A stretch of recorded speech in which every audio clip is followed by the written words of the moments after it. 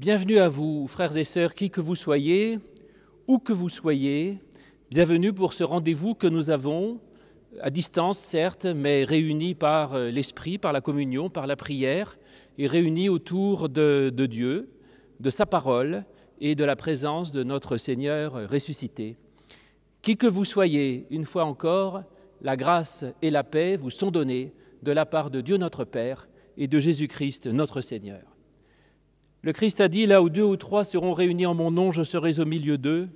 Certainement, le Christ est ici présent, là où nous sommes, avec nous, dans ce moment où nous partageons sa parole et où nous partageons cette espérance en lui. Le Seigneur nous appelle, le Seigneur nous rassemble, le Seigneur nous unit et il est présent parmi nous. Dieu se lève, nous dit le psaume 68, et ses ennemis se dispersent. Ses adversaires fuient devant sa face. Comme on dissipe une fumée, tu les disperses. Comme on voit fondre la cire au feu, les impies disparaissent devant la face de Dieu. Mais les justes, en fait, exultent. Ils exultent devant la face de Dieu et ils dansent de joie. Chantez pour Dieu, jouez pour son nom, frayez une route à celui qui chevauche sur les nuées. Son nom est l'Éternel, dansez devant sa face. Il est le Père des orphelins, le défenseur des veuves. Tel est Dieu dans sa sainte demeure. À l'isolé, Dieu accorde une maison et aux captifs, il rend la liberté. Eh bien, mes amis, ce psaume 68, je vous invite à le chanter. C'est donc le numéro 68 au début d'à peu près tous les recueils de chants protestants, sinon les paroles vont s'afficher. C'est ce qu'on appelle le psaume des batailles, ce psaume extraordinaire que chantaient les Huguenots au XVIe siècle dans les périodes les plus troubles de leur existence. Et aujourd'hui, nous pouvons aussi chanter que Dieu ainsi se batte à nos côtés contre le mal.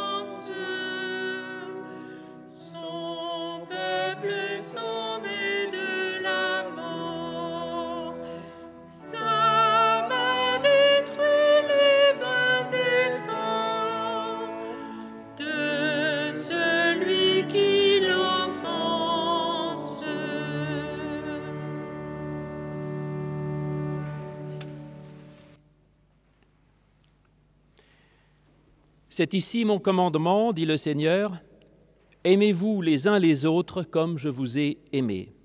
Il n'y a pas de plus grand amour que de donner sa vie pour ses amis. Unissons-nous dans la prière. Oui, Seigneur, tu nous invites à l'amour, tu nous invites à aimer, tu nous invites à l'espérance, tu nous invites à espérer, tu nous invites à la confiance et à la foi. Or, il y a en nous bien de l'indifférence, bien de la haine, bien de la crainte ou d'autres choses. Aussi nous te demandons, Seigneur, d'abord de nous donner ton pardon pour tous ces moments de doute ou d'indifférence, tous ces moments où nous nous éloignons du chemin lumineux de l'Évangile. Libère-nous, Seigneur, d'abord de tout sentiment de culpabilité. Tu le sais, Seigneur, nous faisons comme nous pouvons. Et viens toi-même, Seigneur, nous donner le souffle de ton esprit. Viens nous donner ta présence, ta puissance, ta force de résurrection, pour que nous puissions nous relever, nous remettre en marche sans cesse, que nous puissions reprendre confiance, que nous puissions éliminer toutes ces craintes, éliminer tous ces doutes, et que nous puissions ainsi marcher comme des enfants libres et joyeux, confiants, parce que toi, Seigneur, tu nous aimes et toi, tu as confiance en nous. Oui, Seigneur, donne-nous ton pardon et ton aide, nous en avons grandement besoin. Amen.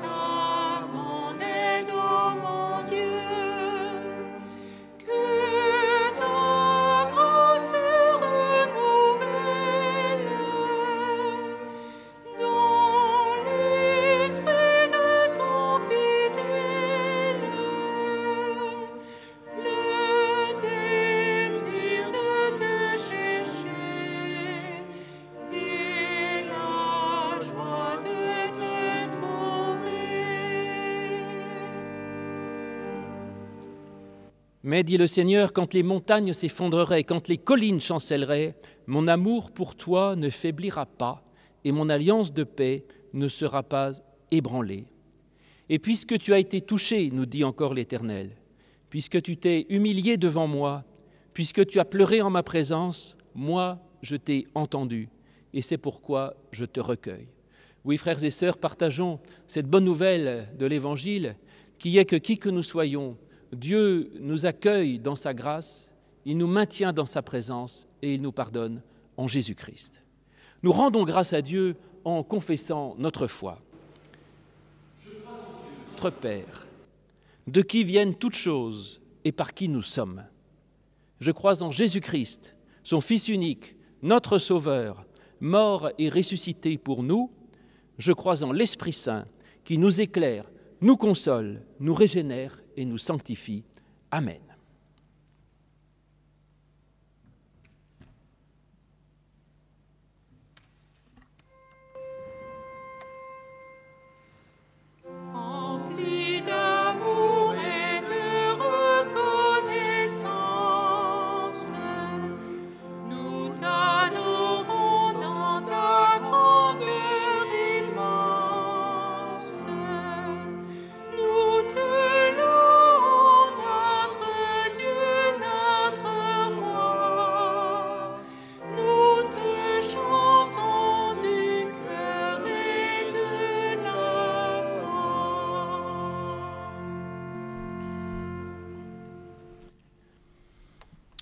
Nous sommes encore dans le temps de Pâques et je ne fais pas mystère que je crois dans la résurrection spirituelle du Christ, ce qui est évidemment vrai aujourd'hui, puisque aujourd'hui, si le Christ est présent, ce n'est pas en chair et en os. Donc sur ce point, c'est évident. Mais se pose le problème des apparitions du Christ dont on nous parle dans l'Évangile. Alors comme je suis courageux, j'ai voulu prendre aujourd'hui le texte dans l'Évangile qui plaide le plus, apparemment, pour une résurrection corporelle du Christ et une apparition à ses disciples, et nous allons voir ce que nous pouvons en faire. Et donc ça se trouve dans l'Évangile de Luc, au chapitre 24, à partir du verset 36. Voici que Jésus lui-même se présenta au milieu d'eux, et il leur dit « Que la paix soit avec vous ». Saisis de frayeur et de crainte, ils pensaient voir un esprit. Mais il leur dit « Pourquoi êtes-vous troublés? Pourquoi ces raisonnements? Pourquoi ces pensées s'élèvent-elles dans vos cœurs? Voyez mes mains et voyez mes pieds, c'est bien moi. Touchez-moi et voyez. Un esprit n'a ni chair ni os, comme vous voyez que j'en ai. » Et en disant cela, il leur montra ses mains et il leur montra ses pieds. Et comme dans leur joie, ils ne croyaient pas encore, et qu'ils étaient dans l'étonnement, il leur dit « Avez-vous ici quelque chose à manger ?»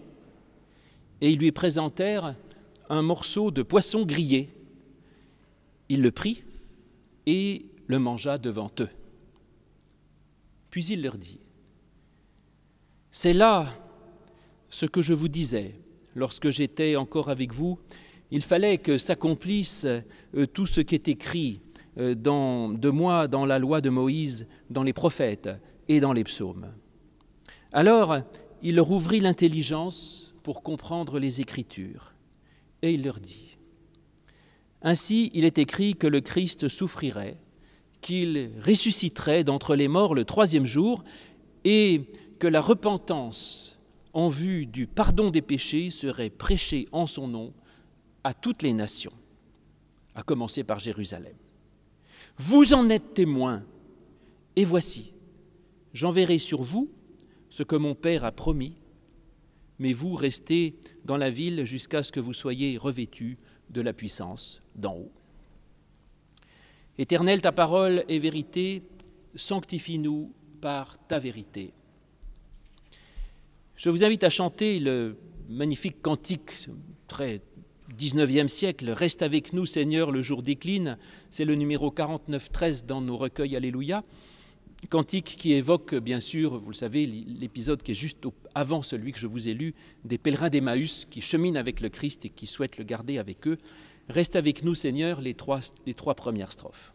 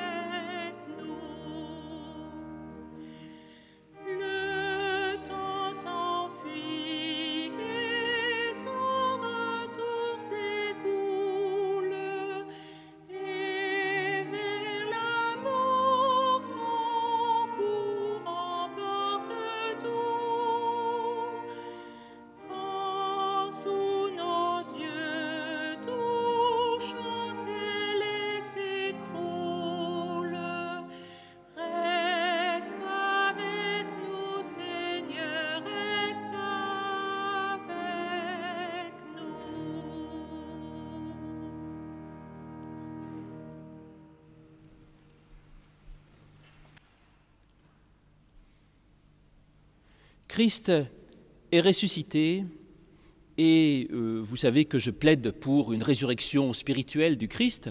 Ce qui est évident aujourd'hui, puisqu'effectivement nous ne rencontrons pas ce Seigneur ressuscité en chair et en os, donc cette présence est bien spirituelle.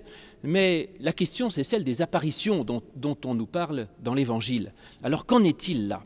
Et donc j'ai voulu me confronter au texte en allant chercher le texte qui semble militer le plus clairement pour une résurrection corporelle du Christ au moment donc des apparitions, c'est-à-dire juste après sa mort. Et c'est dans l'évangile de Luc au chapitre 24 où Jésus apparaît au 11, et là ils disent « c'est un esprit », et Jésus dit « mais pas du tout, regardez, je peux même manger du poisson devant vous, parce qu'un esprit ne mange pas de poisson ». Alors que dire de ce texte ? Alors évidemment, mes vieux réflexes historico-critiques me font lire les commentaires scientifiques, les exégètes sur ce passage. Et alors, ils nous disent tous la chose suivante, c'est que, évidemment, ce texte n'est pas authentique. Alors, vous me direz, c'est un peu facile.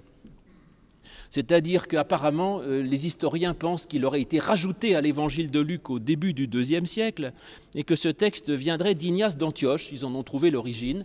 Et d'ailleurs, c'est vrai que quand on lit l'évangile de Luc, ça ne colle pas très bien avec ce qui précède. Et donc voilà, texte ajouté plus tard, à un moment où il y avait un débat justement sur la nature du Christ ressuscité. C'était une vraie question. Certains disaient c'est un esprit pur, d'autres il avait un corps. Donc il y avait des disputes au début du IIe siècle sur cette question. Et donc apparemment ce serait un texte qu'on appelle anti-docète, parce que les docètes c'était des gens qui disaient le Christ vient de doxa en grec qui veut dire l'apparence. Le Christ est Dieu sous une apparence humaine et le Christ ressuscité il a l'apparence d'homme mais en fait il n'est pas vraiment humain. Et donc texte antidocète, évidemment rajouté à ce moment-là.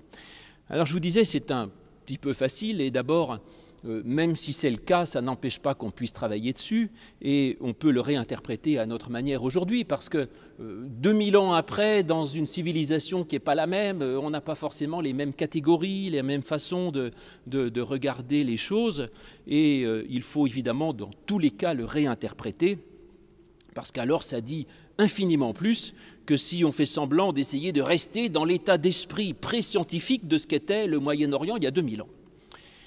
Alors d'autres, et c'est mon cas, puisque je suis en fait un chrétien naïf, et moi j'aime croire que l'Évangile est l'Évangile, d'autres pensent que ce texte est vraiment plus ancien, et même du temps de l'Évangile de Luc, donc je dirais tout à fait authentique.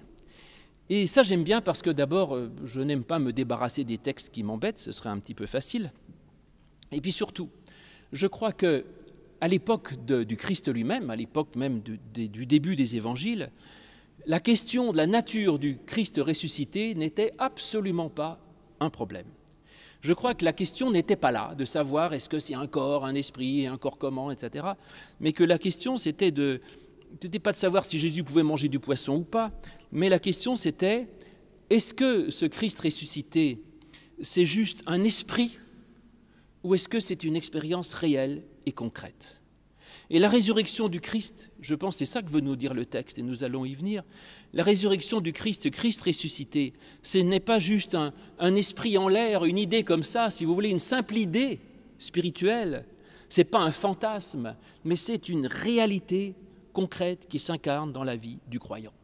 Et ça, je crois que c'est vrai. Parce que, si vous voulez, quand on expérimente quelque chose de fort, on est obligé de le dire d'une manière parfois un petit peu imagée. Et moi, je pourrais dire la même chose.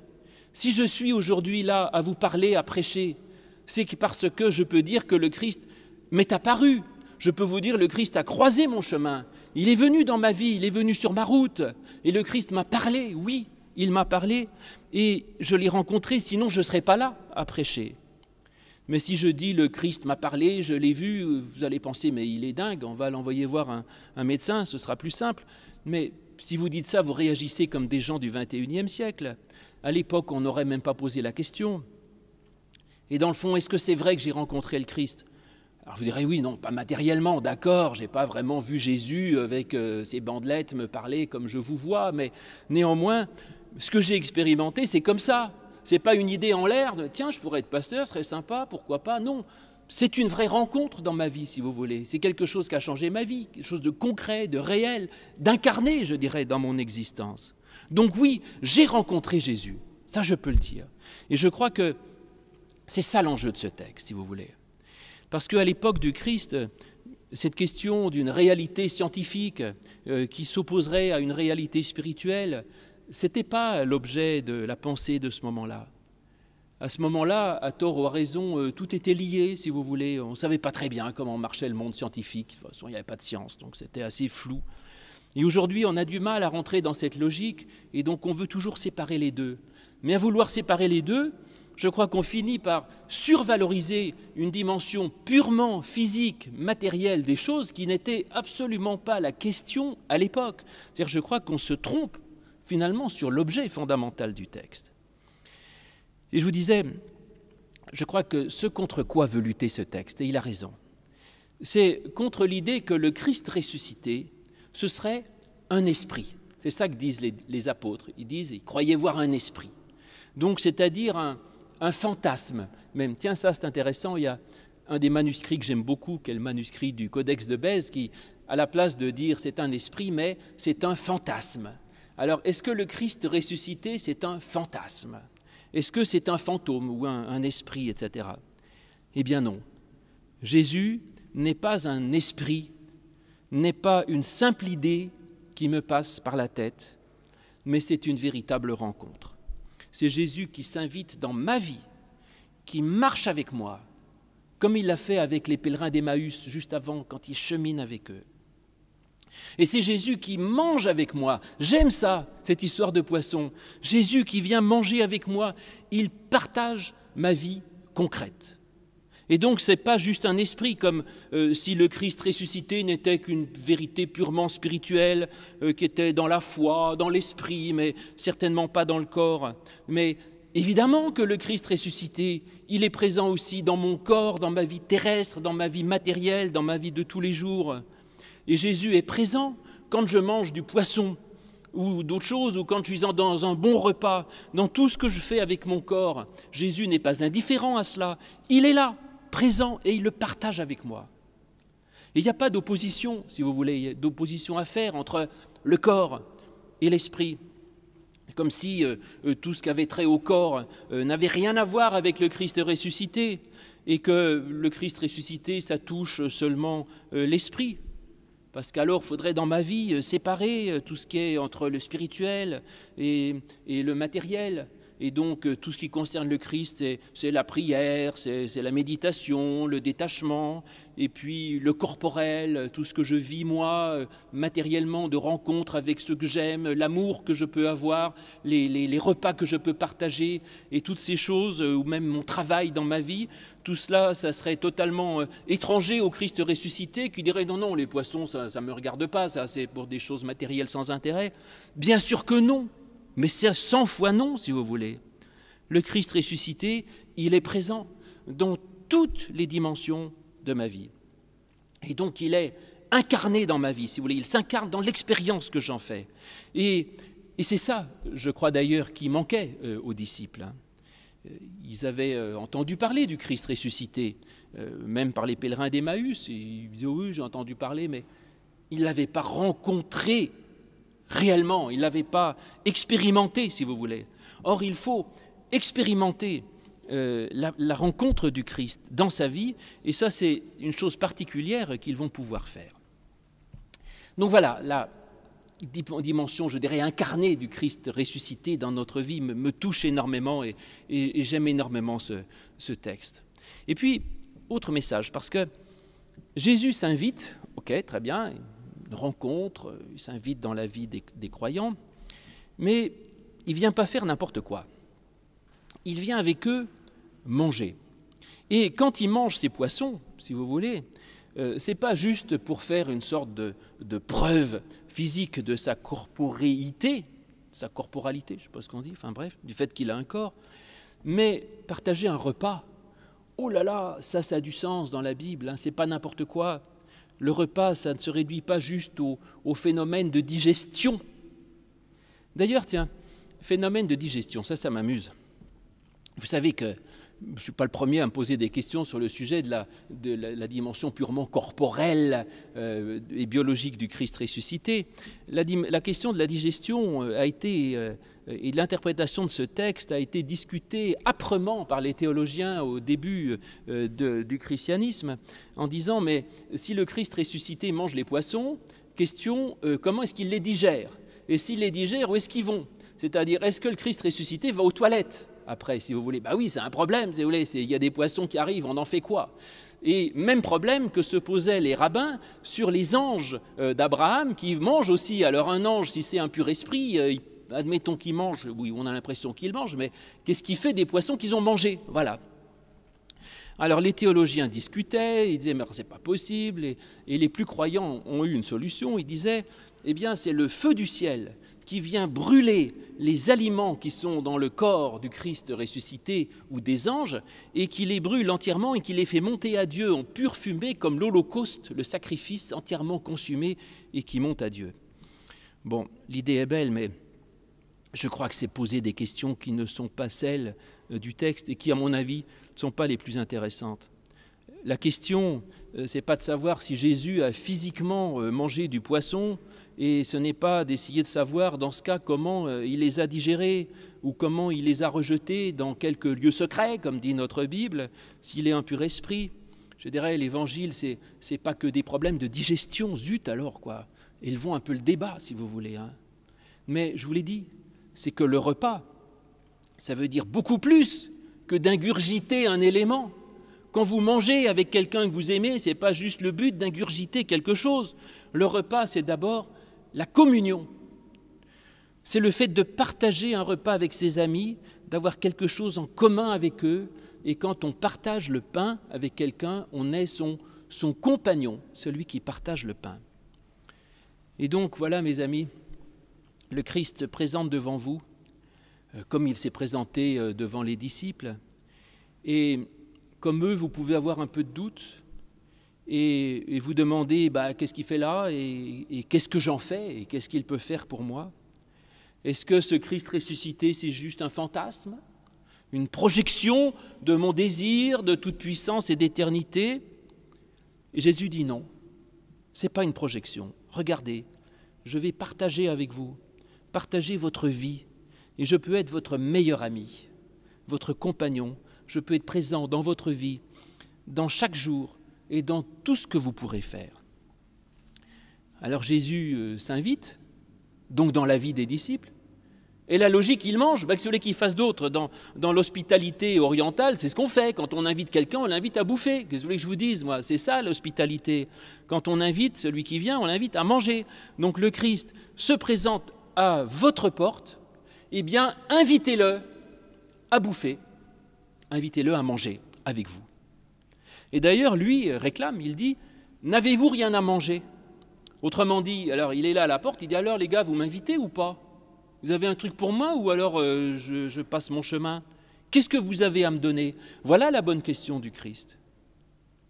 Autrement dit, Jésus invite à l'inviter. Oula, ça devient compliqué, mais je crois que c'est ça. Quand il dit, n'avez-vous rien à manger?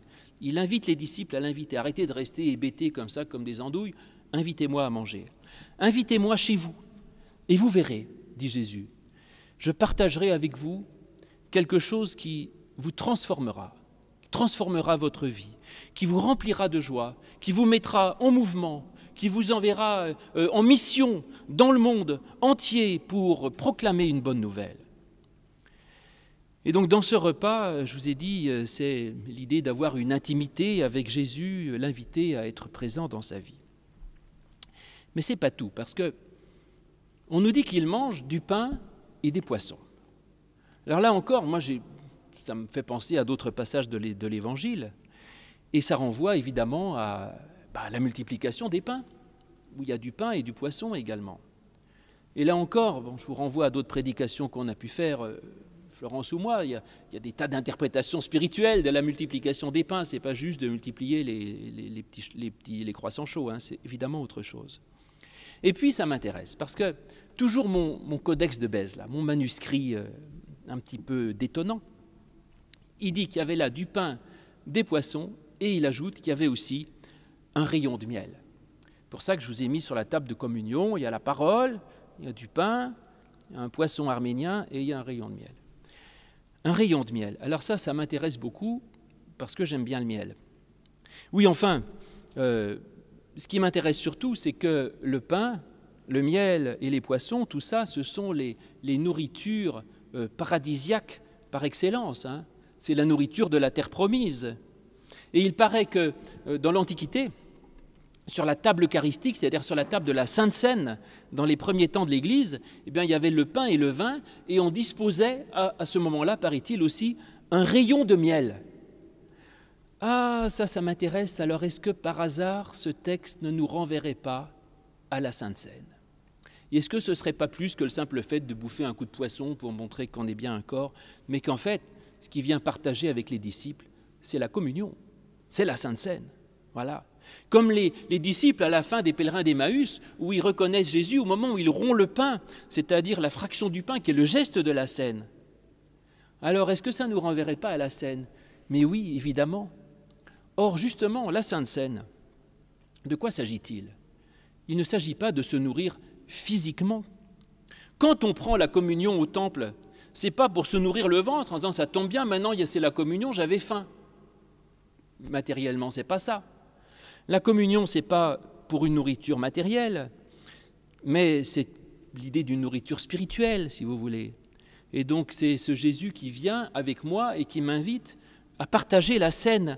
Et ça, c'est révolutionnaire parce que, vous allez voir, Jésus, certes, va partager la scène avec les disciples et le Christ ressuscité partage avec nous la communion. Il est réellement présent dans le pain et le vin que nous partageons, bien sûr.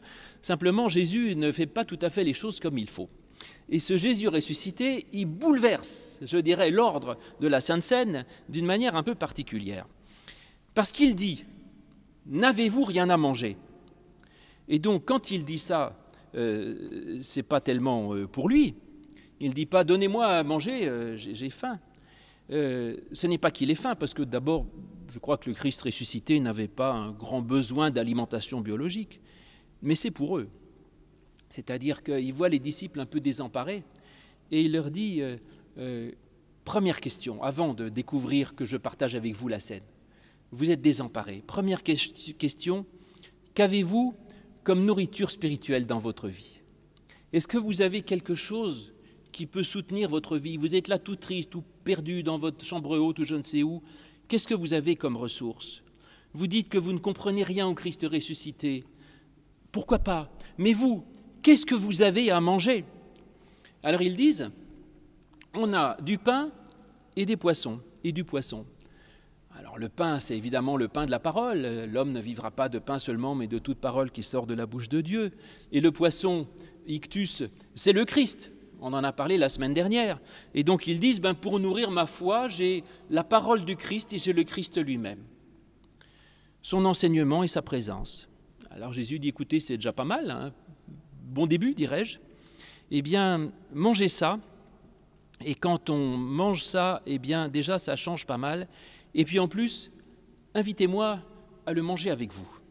C'est-à-dire, si vraiment vous découvrirez que vous avez déjà ça, que vous vous en nourrissez, qu'en plus vous invitez le Christ à le partager avec vous, alors mes amis, c'est l'ouverture du royaume de Dieu vers quelque chose d'extraordinaire.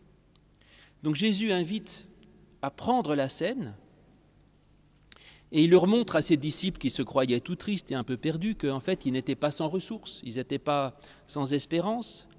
Et il dit, vous êtes tout tristes, mais il y a une source d'espérance, vous avez l'évangile, vous avez plein de choses, mangez déjà ça et invitez, vous disais-je, le Christ à le manger avec vous. Mais vous disais-je aussi, le Christ va révolutionner un peu la Sainte Seine, parce qu'il met les choses à l'envers. Normalement, à la Sainte Seine, c'est le Christ qui distribue le pain et le vin, donc il prend le pain et il dit aux disciples, mangez-le. Là, c'est le contraire. D'abord, Jésus mange avec les disciples, donc Jésus s'invite au repas de communion, c'est déjà assez original, et c'est déjà très révolutionnaire. Ce Christ qui se met au même niveau que les disciples, Jésus devient mon compagnon, et dans la Sainte Seine, quand nous faisons la Sainte Seine, Eh bien, justement, nous devons comprendre qu'il n'y a pas Jésus du haut qui dit « Tenez mes amis, mangez mon corps, buvez mon sang, ça vous fera du bien », et puis lui, il reste dans son ciel là-haut. Justement, le Christ ressuscité, ce n'est pas un Christ qui reste au ciel, c'est un Christ qui vient avec nous et qui vient partager avec nous, être notre compagnon de route, si vous voulez. Partage mon pain. Et quand je communie, il n'y a pas Jésus qui me regarde du ciel d'un air un peu condescendant et paternaliste, mais il est avec moi. Et dans la communion, le Christ est présent dans l'assemblée, il est dans le cercle de tous ceux qui communient et il partage le pain et le vin et ses quelques rayons de miel avec nous. Et vous disais-je encore, c'est même plus que ça, parce que dans la scène, je vous ai dit, c'est le Christ qui fournit le manger, qui donne les pains aux disciples. De même que quand on fait la communion, c'est nous, c'est les conseillers presbytéraux qui préparent le pain et le vin, puis vous venez à l'église et vous prenez ce qui a été préparé. Là, ce n'est pas Jésus qui fournit, c'est les disciples. Peut-être qu'on devrait faire ça à la communion, tiens. Nous, on prépare des plats, comme là d'ailleurs, là on a mis un pain quand même, mais la coupe est vide. Je dis, écoutez, vous voulez communier un truc ? Vous avez quoi à partager, amener quelque chose ? Et trop de gens considèrent que l'Église, c'est un lieu de consommation. Ah oui, cette paroisse, le pasteur m'ennuie, c'est intéressant, mais les concerts sont moins beaux qu'ailleurs, etc. Attendez, c'est pas ça l'Église. L'Église, c'est Jésus qui vous dit, qu'avez-vous, vous, à manger ? Qu'avez-vous, vous, à partager avec les autres ? Donc l'Église, c'est le lieu où on mange ce qu'on apporte, autrement dit, et où on le partage avec les autres, et où on le partage avec les frères. Et donc là, Jésus inverse le rôle, c'est les disciples qui fournissent le pain et les poissons à manger. Et c'est les disciples qui deviennent ceux qui donnent la nourriture. Donc nous sommes invités à, nous-mêmes, à donner au monde aussi le pain et le vin de la présence du Christ. Et nous sommes invités nous-mêmes à faire comme le Christ a fait. Jésus a dit « Tenez, mangez, ceci est mon corps ». Et les disciples sont invités à dire « moi, à mon tour, je vais me donner à manger au monde et au Christ ». Et moi, à mon tour, je vais m'offrir au monde en sacrifice, comme Jésus s'est offert en sacrifice. Ça, c'est Romains 12. Je vous exhorte, frères, par les compassions de Dieu, à offrir vos corps en sacrifice, vivant, saint et agréable à Dieu. Ce sera de votre part un culte raisonnable. Et donc, le Christ nous invite à faire ce qu'il a fait en mémoire de lui, pas à nous gaver en permanence, je dirais, de sa présence, mais à donner comme lui l'a fait. Et même il mange avec, en plus. Je pense que Jésus mange avec les disciples, c'est-à-dire que nous nous donnons, et comme le Christ est donné, eh bien on le donne avec lui et en même temps que lui. Et ça donne infiniment dans sa vie. D'abord, ça donne aux disciples une grande joie. Au début, ils ne comprennent pas grand-chose, mais avant même d'avoir tout compris, ils sont déjà remplis d'une grande joie. J'adore ce texte, c'est formidable. Parce que s'il fallait attendre d'avoir tout compris pour avoir une grande joie, ce serait compliqué. Mais là, on nous dit les disciples avaient une grande joie, et juste après, le texte dit mais ils ne comprenaient encore rien. Rassurant. Première chose que donne la présence du Christ, une grande joie. Et ensuite, le Christ va leur donner la paix. C'est ce qu'il fait en arrivant, que la paix soit avec vous. La joie et la paix. Mais qu'est-ce que vous voulez d'autre ? La joie et la paix. C'est tout ce dont j'ai besoin, moi. J'ai besoin de rien d'autre, en fait. Et le Christ ressuscité le donne.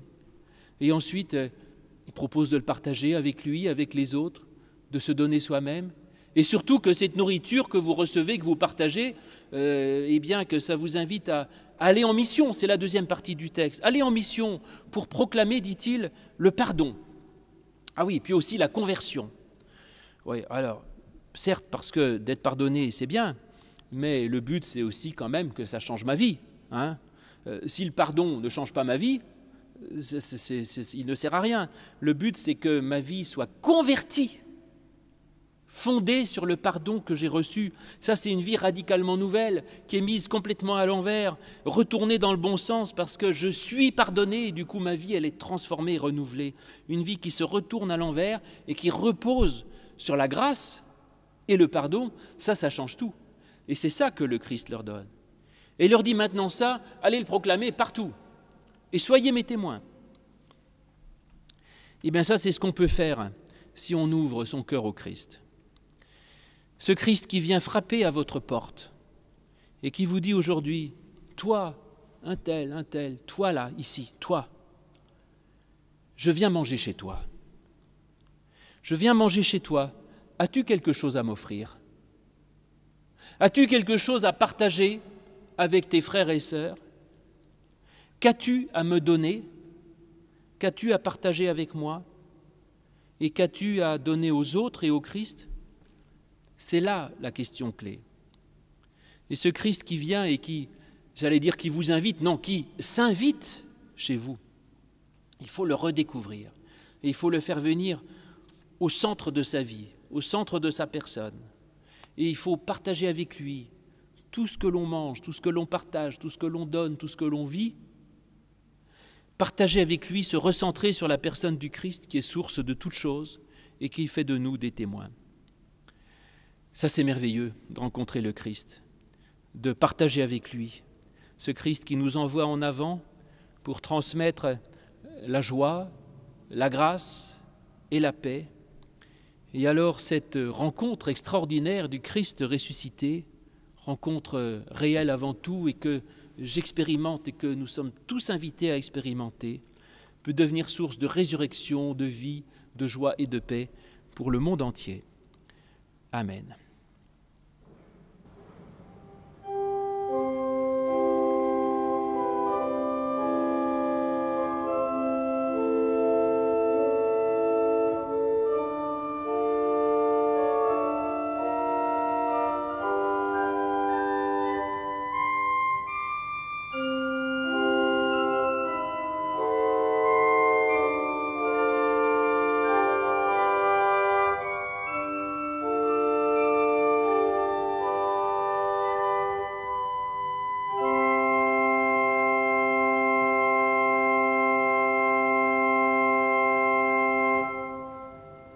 Chantons un très vieux cantique de Pâques, Chantez à Dieu d'un même cœur, 3402, c'est une mélodie joyeuse et antique et magnifique pour nous réjouir de ce Christ ressuscité. Chantez à Dieu d'un même cœur, numéro 3402 dans nos recueils, les 3 premières strophes.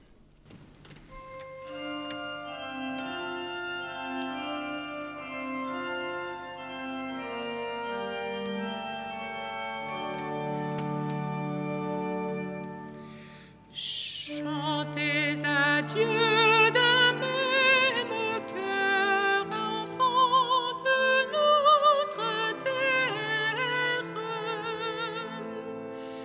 Jésus est roi, il est vainqueur, c'est jour de joie et de bonheur. Alléluia. Vous jeunes filles et jeunes gens, chantez du Christ la gloire. La mort vaincue, il est vivant. D'un même cœur, allez chantons, alléluia.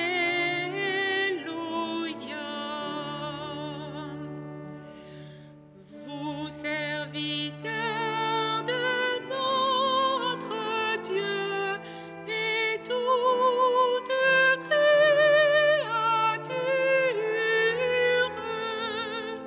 chantez, chantez d'un cœur joyeux. Christ est vivant, c'est notre Dieu. Alléluia.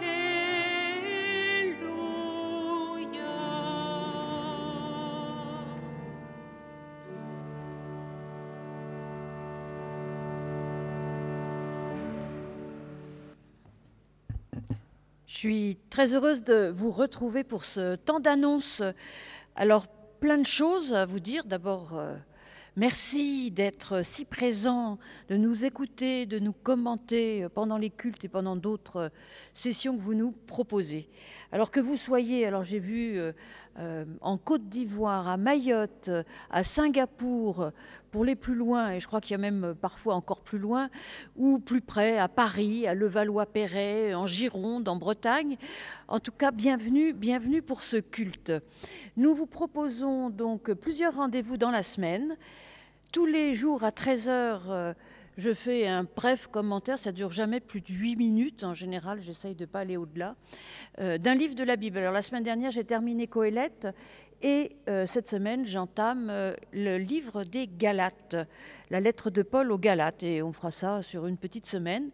Le samedi à 13h, c'est Louis qui vous propose une méditation, une pause musicale. Alors chaque semaine, tu changes d'instrument, c'est bien, du coup tout le monde est content. Donc hier, c'était une guitare. Alors ça dure vraiment pas très longtemps, hein, même jamais plus de 2 minutes, mais bon, c'est toujours très bien. Et le soir, nous vous retrouvons du lundi au samedi pour la foire aux questions, où nous sommes tous les deux. Donc posez vos questions. Le domaine est très large. Si il y a quelque chose que vous n'avez pas compris dans le culte, n'hésitez pas, ou dans ce que je dis le midi, ou dans ce qu'on a dit la veille, ou même toutes les questions que vous avez, que vous posez, et que vous n'avez jamais osé poser. Donc, on reçoit toutes les questions. Donc ça, c'est tout au long de la semaine, à 18h. Alors aujourd'hui devait être, c'est d'ailleurs un culte pour les familles. Je pense que vous êtes nombreux à nous écouter en famille. Et cet après-midi, il y avait les catéchismes et les écoles bibliques. Alors, les caté 3, parce que Louis est toujours bien meilleur que moi, donc en tout cas plus réactif. Donc vous avez un rendez-vous Zoom à 14h et vous avez reçu de quoi alimenter tout ça. Les KT1 et les KT2, on a pris du retard, je suis désolée. Donc, je vous ai envoyé un mail et vous allez recevoir dans la semaine une petite vidéo et le lien pour le rendez-vous Zoom de la semaine prochaine à 14h, ça c'est pour les KT2, et Régina Muller, qui est la pasteure en charge du KT1, va faire la même chose pour vous la semaine prochaine à 14h. Donc de toute façon, comme on est tous confinés encore jusqu'au moins 2 dimanches, j'espère que vous serez chez vous à 14h la semaine prochaine. Donc voilà, si quelquefois vous n'aviez pas reçu le mail de ma part, ou de la part de Régina qui sera envoyée dans la semaine, n'hésitez pas vers vendredi à nous contacter on peut vous avoir oublié. Pour les écoles bibliques, vous avez dû recevoir 3 leçons d'école biblique avec 3 vidéos qui sont ouvertes à tout le monde, faites par Louis et Sophie. Merci à Sophie, merci aux enfants de Louis et Sophie, à Raphaël qui nous accompagne à l'orgue. Donc normalement vous avez tout, il reste juste les pré-catés, mais comme c'est des balades dans Paris, aujourd'hui ça devait être la balade dans le Paris protestant, vous enverra peut-être un lien vers une visite virtuelle du Paris protestant. On essaye de s'adapter, mais c'est pas toujours, on n'est pas toujours aussi réactif qu'on aimerait l'être. Donc en tout cas, merci à vous tous et tous, et moi je vous retrouve la semaine prochaine. Je pense que je vais revenir à mes amours, c'est-à-dire l'Ancien Testament et les femmes pour le culte de la semaine prochaine. Au moins une, et puis on ira se promener ailleurs. Merci Florence. Alors c'est maintenant le moment de l'offrande. La situation financière est angoissante pour tout le monde. Elle l'est aussi pour l'Église. Je crois que l'Église réformée considère avoir 2 mois d'avance. Or, la plupart des paroisses qui ne font absolument rien ne reçoivent pratiquement plus aucun don. Donc je ne sais pas comment Florence et moi on sera payés dans 2 mois, mais je pense qu'on n'est pas les seuls dans cette situation. En tout cas, là nous sommes nombreux et vous pouvez donner en ligne. Donc soit sur le site étoile.pro, sur le site de l'Étoile, où de toute façon vous pouvez aussi retrouver facilement toutes les vidéos et tout ça. Étoile.pro, donner en ligne, le lien normalement devrait vous être offert. Et sinon, vous pouvez aussi donner par PayPal, l'adresse du temple étant étoile@étoile.pro. Donc, donner, c'est non seulement très important pour la vie de notre Église, et c'est aussi un geste de reconnaissance et d'action de grâce pour tout ce que nous recevons du Seigneur. Et puis, dernier point, n'hésitez pas à partager il faut, je l'ai dit tout à l'heure d'ailleurs, partager la bonne nouvelle. Et donc si vous aimez ce culte ou les vidéos qu'on fait dans la semaine, eh bien partagez auprès de vos amis, de vos connaissances, de tout le monde. Mettez j'aime sur Facebook, sur YouTube et partout où vous pouvez. Partager.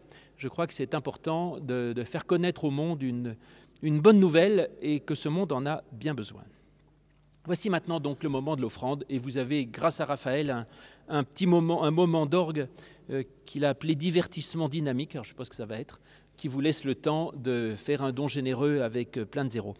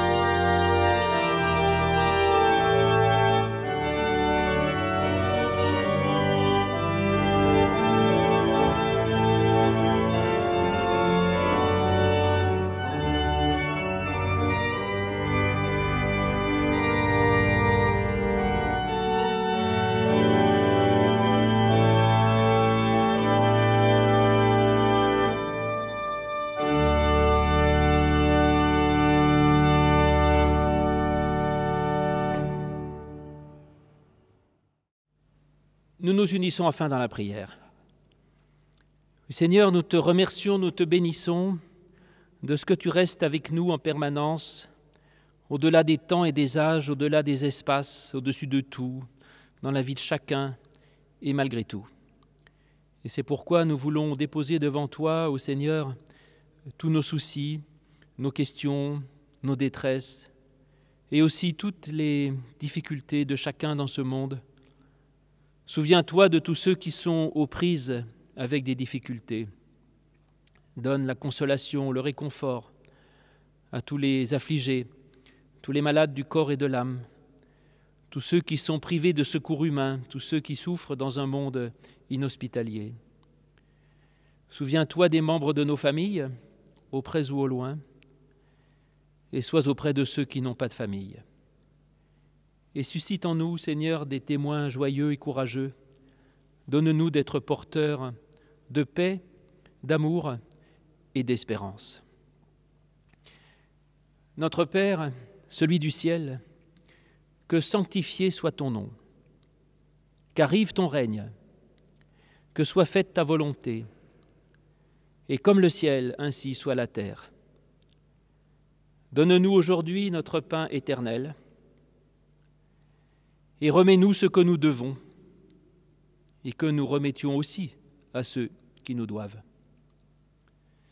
Et fais que nous ne soyons pas enfermés dans l'épreuve, mais délivre-nous de la source même du mal, car c'est à toi qu'appartiennent l'amour, la paix et la joie au siècle des siècles. Amen.